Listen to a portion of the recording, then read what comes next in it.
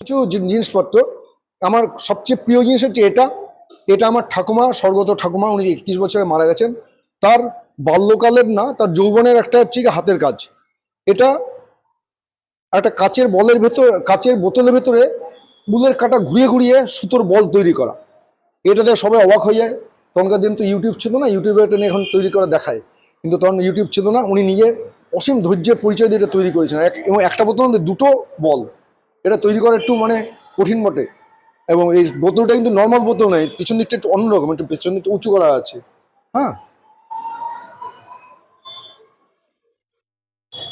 আর এখানে বিভিন্ন জিনিসপত্র রয়েছে, এবং ঢাকনাযুক্ত কাঁসা বাটি আছে। এগুলো একটু পেতলের চুড়ি আছে, টন্নরম দেখতে। এগুলো আদিবাসী রমণীরা পড়তে না গেলে বলে এটা আছে। এটা চৌকিদার ব্যাচ।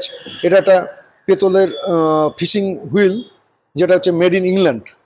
এটা হচ্ছে তেলের পাত্র। এটা হচ্ছে গিয়ে চায়ের পাত্র। এটা আপনাদের হচ্ছে গিয়ে ওই গোলাপ জল ছেটানোর পাত্র। এটা কোনো সন্ন্যাসীর আর কি জল নিয়ে যাওয়ার পাত্র, কমন্ডল টাইপের। আর এইগুলো বাটি বা গ্লাসগুলো পিছিয়ে খুর আছে, মানে এক্সট্রা একটা অংশ আছে। আর এই রেডিওটা সম্প্রতি আমি দিদিবাড়িতে সংগ্রহ করে নিয়েছি শিলিগুড়িতে গত মাসে। হ্যাঁ, এটা মোটামুটি 60 থেকে 70 বছর পুরাতন হবে। এই ক্যাসেটগুলো আমার নিজের সংগ্রহ, আমি শুনতাম, সেগুলো এখন অবসলেট হয়ে গেছে। এই রেকর্ড প্লেয়ারটা, এটাও আমি গিফট পেয়েছি একজনের কাছ থেকে।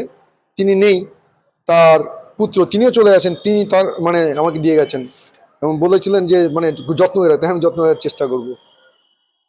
তারপরে শ্রদ্ধা রইল। ওদিকে আরেকটু অংশ আছে এদিকে।